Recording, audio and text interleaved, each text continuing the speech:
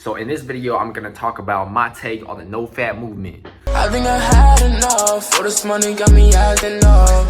Niggas be mad as fuck. So, fap. Everybody faps. Man fap at a very young age. So according to like a survey done in the United States, man faps way much more often than women faps. I'm pretty sure since the beginning of the civilization, like people fap like all the time, including animals, like animal fap like as well. Like I've seen articles that said it was like goat or like some shit like that, some animal like that, like they do like fapping and shit. They stimulate their genitalia, and apparently it is a natural rule. Like whoever created this world, whoever created the living creatures, like they program the tendency to fap into their brain, into their system. So the same thing also applies to humans. So why do we gotta resist this natural tendency, this urge to stimulate our genitalia by ourselves? Look, especially with the development of pornos and shit, people begin doing this shit. Some people begin doing this shit excessively. So that's when it becomes like a porn addiction. But fap itself, it's not the problem. The problem is the mentality behind your fapping. If you're using fap to replace your desire to have sex with women, and that's when it becomes a problem. If you use fap as a remedy to your depression, if you use fap to make yourself feel happier, if you are constantly pursuing that rush of dopamine in your brain using fap, that becomes a problem. The no-fap movement is targeted at the fap itself as a behavior. That's what's problematic about this movement, because this movement is making hundreds of young folks out there that is fapping becoming guilty after they fap. Like people still fap even after the movement is taken off, but what makes the difference is now people begin to feel guilty after they fap.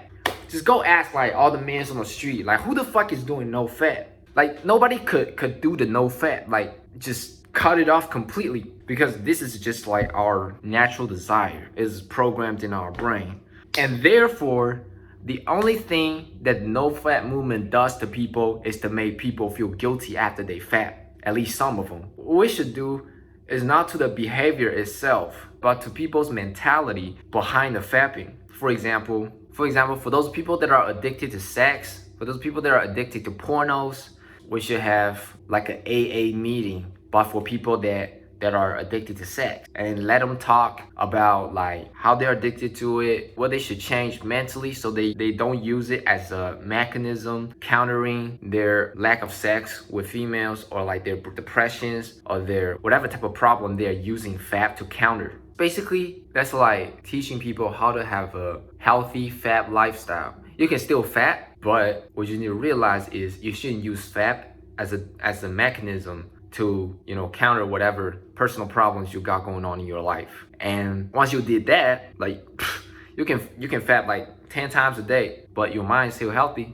so it don't matter, because you know everybody needs a little releasing of their sexual energy, or what you call that, libido, yeah, shit like that. I used to believe like some of the ideas preached by the no fap. I tried to practice no fap for like a little while at some point in my life, and then I realized it only makes the problem worse, because I still feel the urge to fap, I still feel the urge to release my sexual energy, but what makes the difference is now I'm gonna feel guilty for that. But why the fuck you gonna feel guilty for something that is programmed in your brain the moment you are giving birth? Hell no. No fap movement, this shit is ill, it's sick, because it only targeted at the behavior itself. It's just like, for example, methamphetamine. It is harmful for the human body, and that's why when people go to rehab, they target at the behavior first. They make you stop using the methamphetamine, but simply by stopping the usage of methamphetamine doesn't stop the psychological addiction, and then you're always gonna relapse.